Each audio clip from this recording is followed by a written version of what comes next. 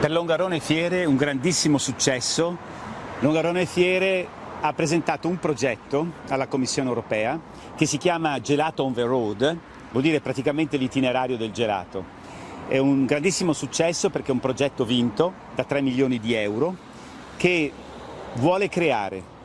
con centro in Longarone, un itinerario che parte dalla Georgia, passa attraverso la Bulgaria,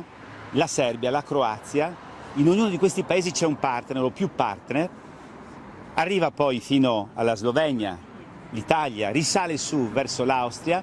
la Germania, la Polonia e poi torna verso la zona più occidentale,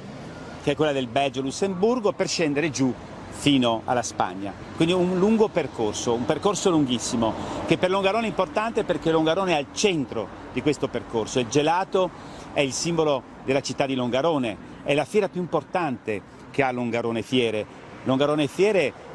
ha questa fiera da più di 62 anni, quindi è la più antica fiera del mondo che riguarda il gelato. Ma questo è anche un altro record, perché questo è il primo itinerario che si basa su un prodotto food, su un prodotto cibo,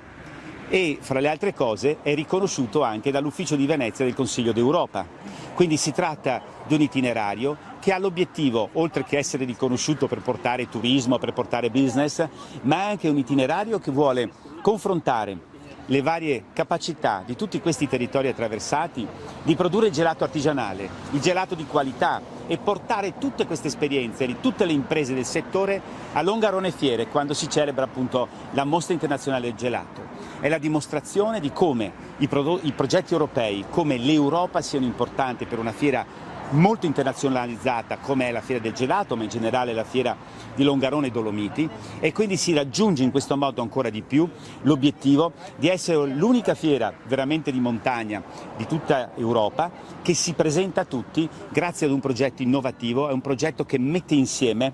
più di 10 paesi dell'Unione Europea su questo percorso stupendo che si chiamerà appunto l'itinerario del gelato. Possiamo dire che Longarone Fiere ha fatto bingo, perché se pensiamo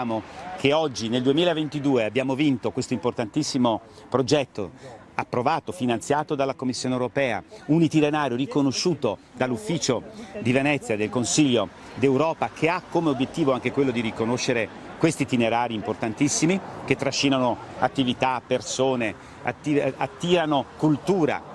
e movimentano persone e merci. Ebbene, 10 anni fa Longarone Fiere ispirò quella che oggi chiamiamo la Giornata Europea del Gelato, un grande movimento d'opinione ma anche politico che coinvolse tutto il Parlamento Europeo, il quale votò a grande maggioranza per questa Giornata Europea del Gelato, con un risultato importantissimo per la nostra fiera, a cui viene riconosciuto come la città Longarone di essere la Fiera del Gelato, la città del gelato. Ecco quindi dopo 10 anni che siamo felici di questo ulteriore riconoscimento che porta Longarone, la Fiera di Longarone, le Dolomiti, la provincia di Belluno al centro del mondo in un settore così importante come quello del gelato.